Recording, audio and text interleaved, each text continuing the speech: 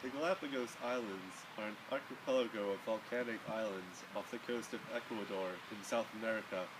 This region is one of the richest areas in the world, with species ranging from giant tortoises, sea lions, penguins, reptiles, and more.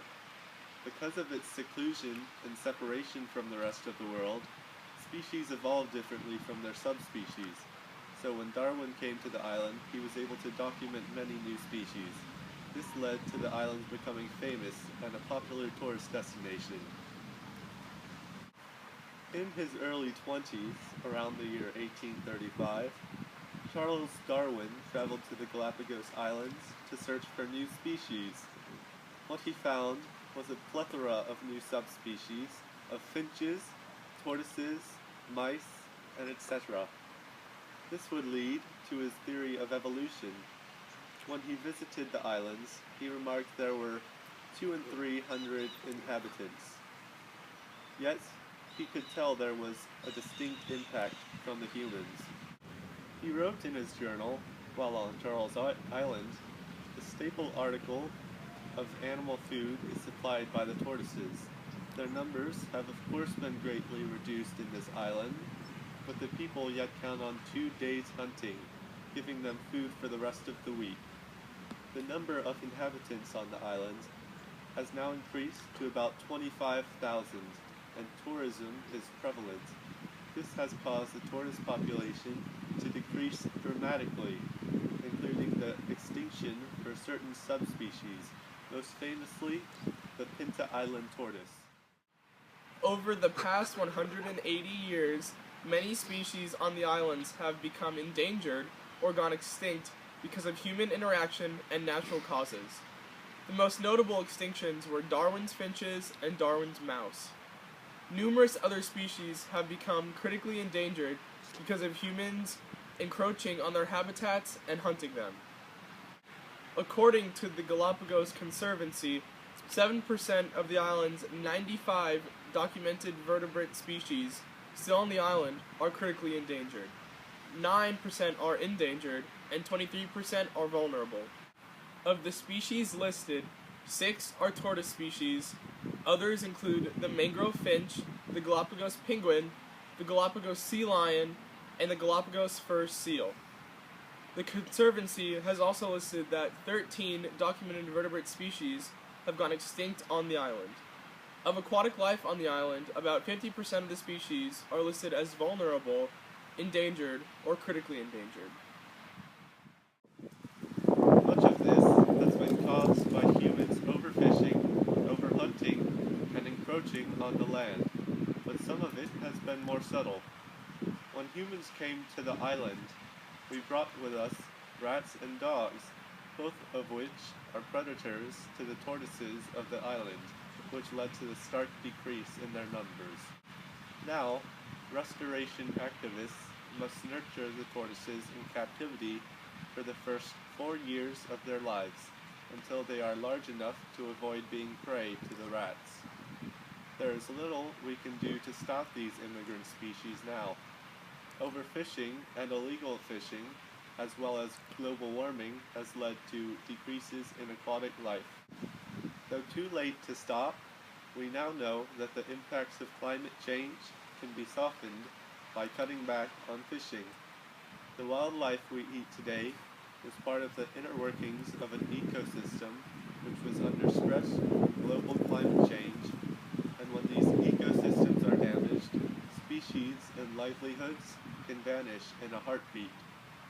Efforts have been made to limit fishing, including making it illegal to hunt certain species of fish, but illegal fishing still takes place.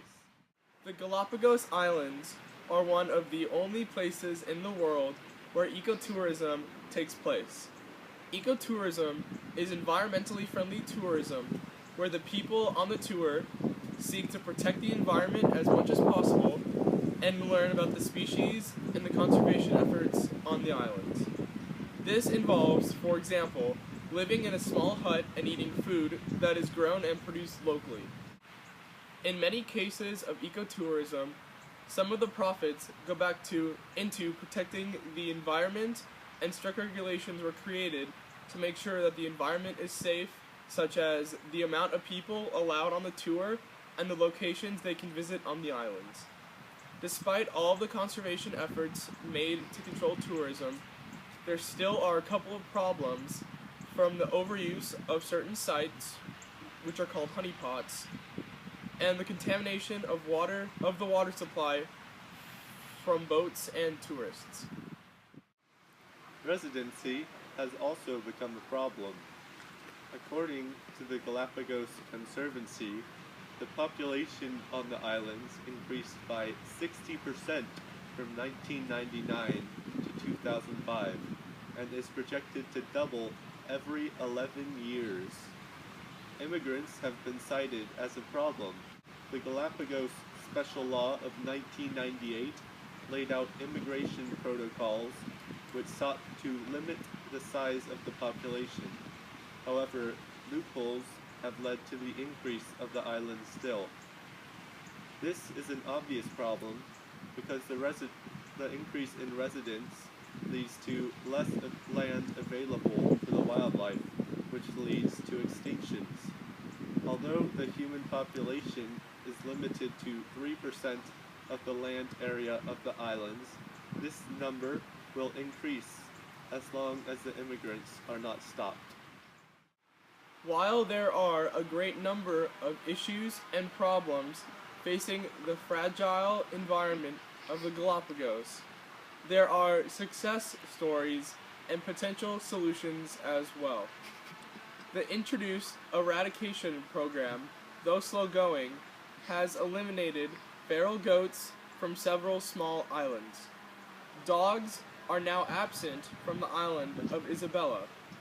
The efforts to reintroduce and repopulate species such as the elephantine tortoise have increased their numbers dramatically.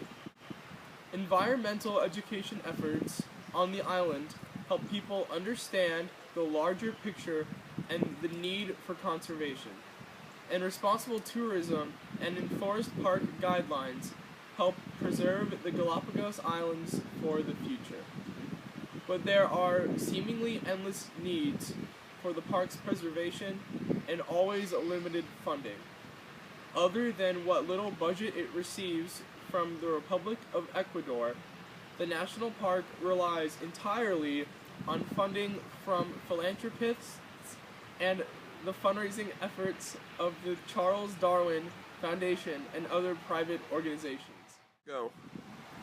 Additional efforts that are ongoing to preserve the ecosystem includes limiting the amount of tourism and immigrants that come to the islands, nurturing critically endangered species, then re-releasing them back into the wild once their numbers are up, especially with the tortoises, and limiting the amount of fishing and piracy around the island.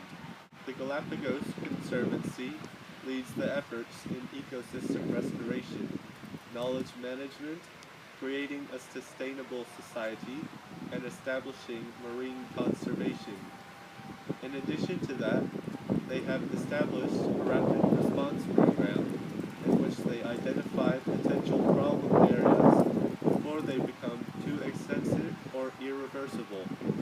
When they identify these problem areas, grants are made so that they may be treated quickly and effectively. Other groups, such as the Galapagos Preservation Society, work to relocate stray dogs and cats on the island and give them good homes. These dogs and cats are harsh predators of many of the indigenous wildlife to the island, so relocating them would be beneficial for all the animals. We must work to preserve this ecosystem because it is one of the richest and most diverse areas in the world. The fact that it has been isolated from the rest of the world and untainted for centuries allows for species to adapt on their own. Not only does this area have historical significance through Charles Darwin, but also has major scientific value, giving us a view of adaptation and the theory of evolution. If this habitat is destroyed, it would mean the extinction of dozens of unique species.